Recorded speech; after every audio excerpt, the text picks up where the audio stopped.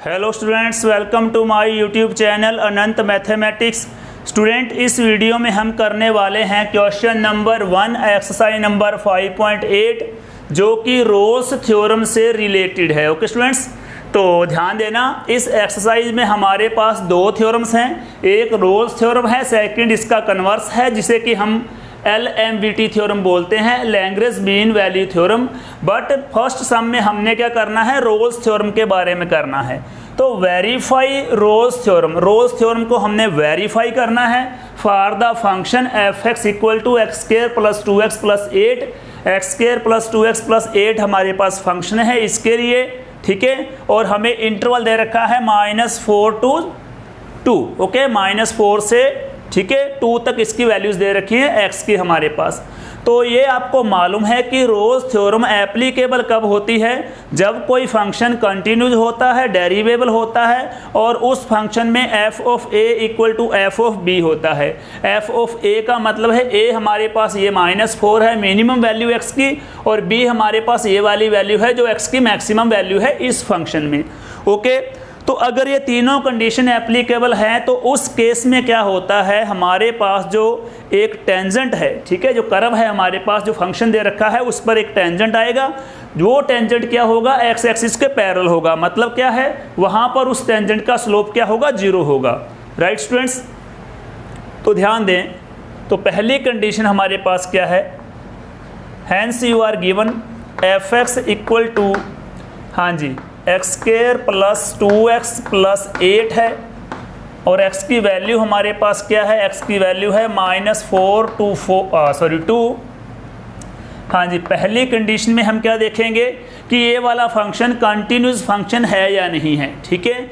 तो ये function continuous function रहेगा क्यों, क्योंकि x² + 2x + 8 हमारे पास एक पॉलिनोमियल फंक्शन है, और पॉलिनोमियल फंक्शन हमेशा ही कंटिन्यूस फंक्शन है, चाहे x की वैल्यू कुछ भी हो। राइट स्टूडेंट्स, तो यहाँ पर राइट करेंगे f(x) इज पॉलिनोमियल, इतना ही राइट कर दो, f(x) is polynomial, right. It implies f(x) is continuous on -4 to 2। Right, तो हल्का फुल्का आप राइट कर दो मेन कंडीशन को। यहाँ पर आपको मालूम था कि फंक्शन हमारे पास पॉलिनोमियल फंक्शन है। अगर ये पॉलिनोमियल फंक्शन है तो कुछ भी रियल वैल्यूज हो, सभी पर ये वाला फंक्शन क्या होगा, कंटिन्यूज होगा, ठीक है। तो -4 to 4 सारी की सारी रियल वैल्यूज हैं, इनके लिए ये फंक्शन कंटिन्यूज होगा। ओके, तो रोल्स की पहली कंडीशन है फंक्शन मस्ट बी कंटिन्यूज, तो यहाँ पर फंक्शन कंटिन्यूज है, ठीक है।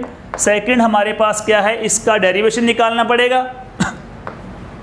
हाँ जी, इसका डेरिवेशन क्या आएगा, f'(x), ठीक है। f'(x) हमारे पास क्या आएगा, x² का डेरिवेशन हो गया 2x, और 2x का डेरिवेशन बन जाएगा 2, और 8 का हो जाएगा 0। तो f'(x) हमारे पास 2x + 2 आ गया, ठीक है। तो क्या देख रहे हैं हम लोग, विच एग्जिस्ट इन, हाँ जी, अब आपने क्लोज इंटरवल नहीं लेना, यहाँ पर आपने ओपन इंटरवल रखना है। तो क्या होगा, -4 to 2 आ जाएगा, ठीक है। अब ये देखें कि ओपन इंटरवल -4 से 2 के लिए ये फंक्शन जो हमारे पास f'(x) है ये एग्जिस्ट करता है या नहीं करता है, ठीक है। तो आप -4 से लेकर 2 के बीच की कोई भी वैल्यू यहाँ फिल कर दो, सभी के लिए फंक्शन डिफाइन होगा, ठीक है। तो अगर इस फंक्शन का जो डेरिवेशन है वो वाला फंक्शन डिफाइन करता है -4 से 2 के लिए, तो ये वाला फंक्शन क्या हुआ हमारे पास, ये फंक्शन डेरिवेबल हुआ। हाँ जी, f(x) इज डेरिवेबल,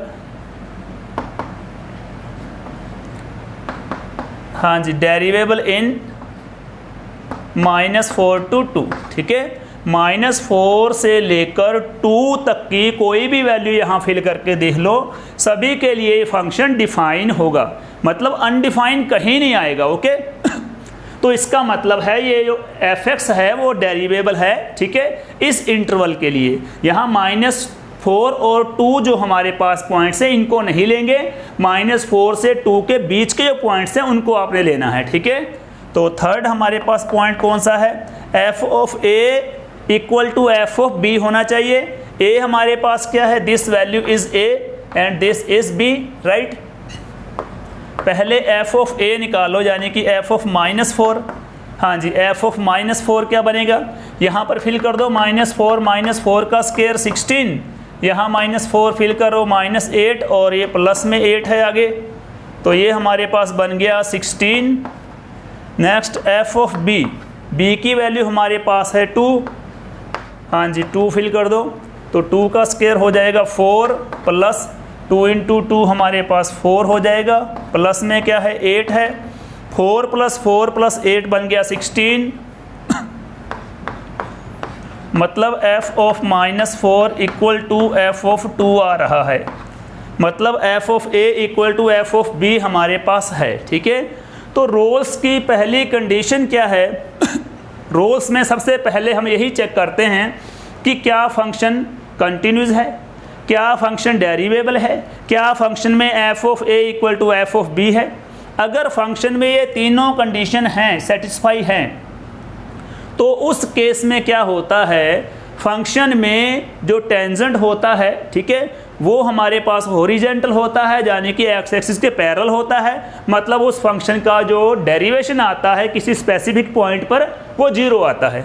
ओके, तो यहाँ पर आप देख सकते हैं कि सारी की सारी कंडीशन हमारे पास यहाँ पर सेटिस्फाई होती हैं। तो 10 all conditions of Rolle's theorem